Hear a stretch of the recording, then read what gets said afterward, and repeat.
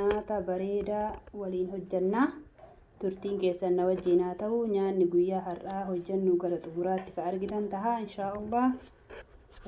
Na wajjin turaa waan inni irraa hojjetamu isinitti agarsiisa. Amma ka isinitti agarsiisu kanarraa inshaallah piizaa fi ciree ganamaa ka nyaatuun danda'amu daabboo ka jedhamu san hojjannaa inshaallah. Nyaata bareedaa dalaynaa na wajjin. Nyaata kana dalaguudhaaf wantoota nu barbaachisan dursee isin agarsiisa. Akkuma argitan asitti killee 4tu jira. Isin 2 godhatuu dandeettanii. Ani waan hedduu waan dalaguu hedduu 4 godhe jechuudha. Asitti ka argitan kun immoo daakuu kookosiiti. Daakuu kookosii jechuun kun isa kana jechuudha. Yoo keessa jiraatu baatellee homaa rakko. Itti aansuudhaan wanti nu barbaachisu kun asitti qimamii mi'eessituu garaagaraa soogidda irdii fi absuuda gurraacha fi akkasuma qimamii adda addaa ka urgeessuu fi bareechisu.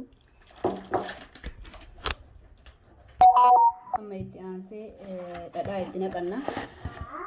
Dhadhaan keenya kana ka argitan kana jechuudha. Kun obbeessee as jira. Yoo dhadhaan qabaanne zayitii fayyadamuu dandeettanii jechuudha. Dhadhaa burcuqqoo tokko itti naqee jira. Itti aansuudhaan kookos illee itti naqanne. Amma sukkara itti dabalanna jechuudha. Hanguma barbaanne sukkara yoo keessaa hambisnes hin danda'ama.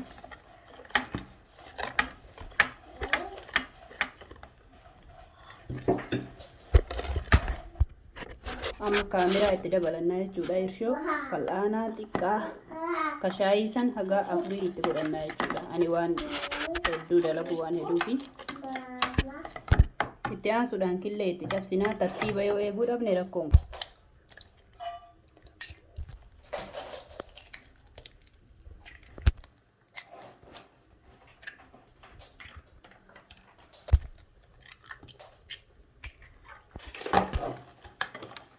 Amma aanan itti dabalanna.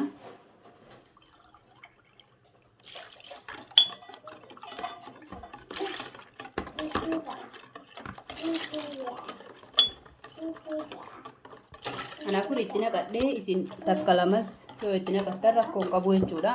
Waan hedduu waan hojjedhu. Amma itti aansuudhaan bishaan itti naqa. Bishaan walakkama aananii itti gootan jechuudha.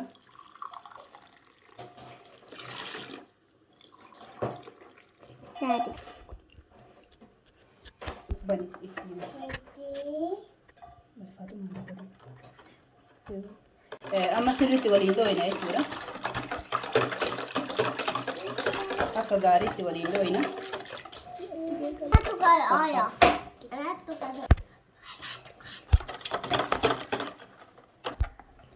Amma daakuu itti naquuf deemnaa. Yaadachiisa mootuu bishaan hanga tokko ho'aa tahe wayya jechuudha. Aanan faa firiijii waan bahuuf bishaan xiqqoo isii ho'aa.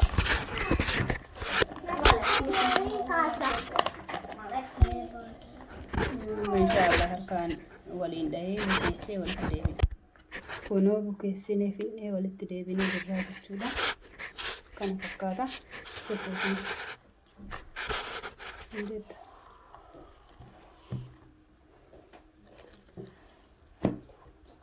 Kunoo bukeessinee jirra.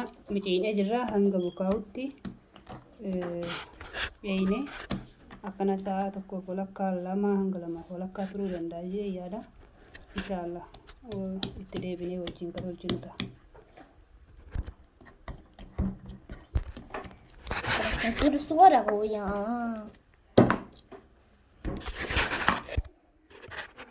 Kunoo lixiin keenya akkatti bukaa'ee jira jechuudha. Amma inshaallah lixii kanarraa piizaa fi daabboo yookiin qixxaa nyaata ganama nyaatamu irraa hojjenna.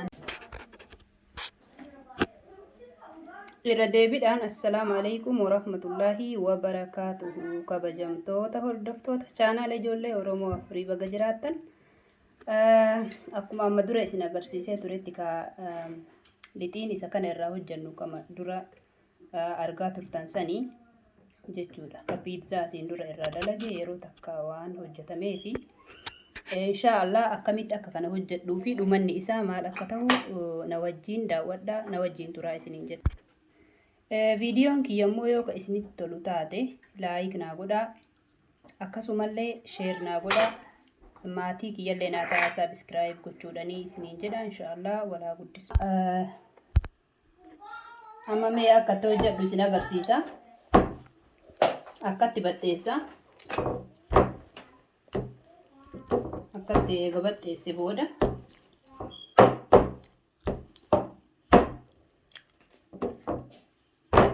asii achillee hin baxxeessa jechuudha.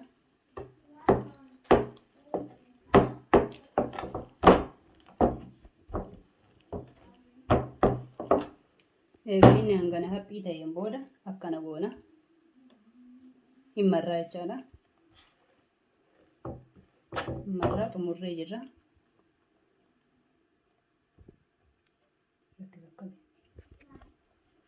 Akkana goone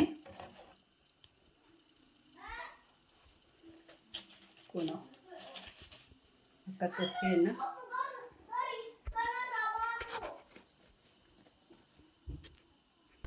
Kunoo akkanatti eega baxxeessinee booda gara tokko qabannee achi marraa jechuudha. Akkatti achi marraa. Yoo akkatti nu harkaa fudhate deebisnee baxxeessinee qal'ifna jechuudha inshaallah.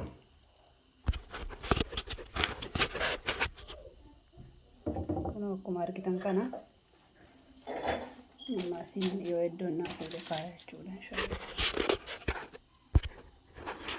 Kunoo kana fakkaata inshaallah. Amma immoo killee itti riina jechuudha. Amma killee itti riina jechuudha. Dhiifama hojii killee yeroo qopheeffadhu isin agarsiisne. Kunoo killeedha jechaadha kuni. Amma killee keenya fuunee haala kanaan itti riina jechaadha inshaallah.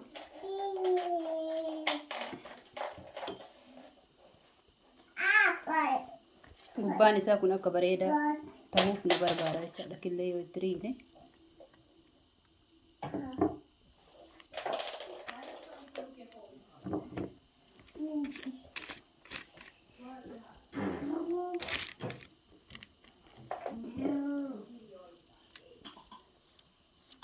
killee dibaa jirra. Hordoftoota kiyya warri haga ammaa sabiskiraayib gootanii maatii keenyan tahin maatii keenya tahaa nutti dabalama isiniin jenna. Inshaallah anillee waan danda'u tokko tokko wal barsiisnaa walirraa baranna. Kunoo haala kanaan killee itti dibee maashaallah akkam cululuqa hin agartanii inshaallah wayita bilchaatu isinitti agarsiisa. Kunoo hordoftoota keenyaa amma qophaa'ee bilchaatee bahaa jira jechuudha. Yeroo keessa kaa'uu nambara isiniin agarsiisne natti fakkaata. Oovnii akka kiyyaatitti 200 fi 250 fi 200 jidduu jechuudha. 230 akkana ta'a jechuudha. Kunoo 250 yookiin 200 irratti yoo dhiistanillee bareeda. Jalaa fi gubbaa jechuudha. Amma kiyya irratti jalaa fi gubbaa agarsiisa. Walitti qabilcheessu jechuudha inshaallah hin banna. Bismillah kana fakkaata. Kunoo baasee jira. Maashaallah maashaallah maashaallah baay'ee bareeda. Baay'ee namatti tola jechuudha. Akkuma agartan kana fakkaata. Hin jaalattan jedhee abdii qaba waa takka. Kana guba oodha. Kunoo offaadha. Maashaallah maashaallah kana fakkaata jechuudha. Inshaallah hin jaalattan jedhee abdii qaba. Turtii oovnii keessa hagam tura yoo jettan ta'e oovnii jalaa fi gubbaa itti banee 200 irratti jechuudha. 200 akkana 20 250 jidduu 200 fi 250 jidduutti itti banee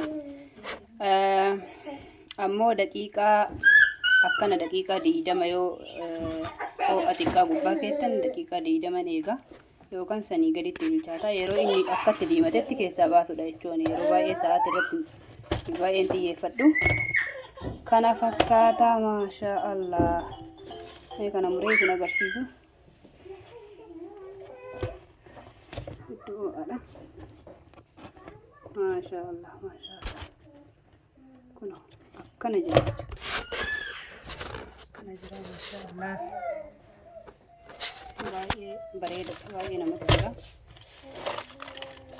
كنا تدايا فتنيا توجه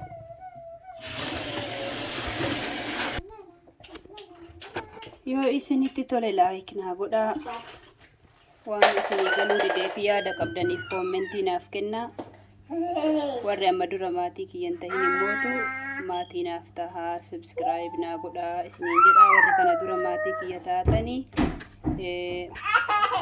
baga nagayaan irra deebiidhaan gara chaanaalii kiyyaa dhuftan waan daawwattaniif hedduu galatoomaa isiniin jenna kabajamtoota hordoftoota chaanaala ijoollee Oromoo shananii kunoo nyaanni guyyaa sanbattaniitiif ijoolleef qophaa'ee kana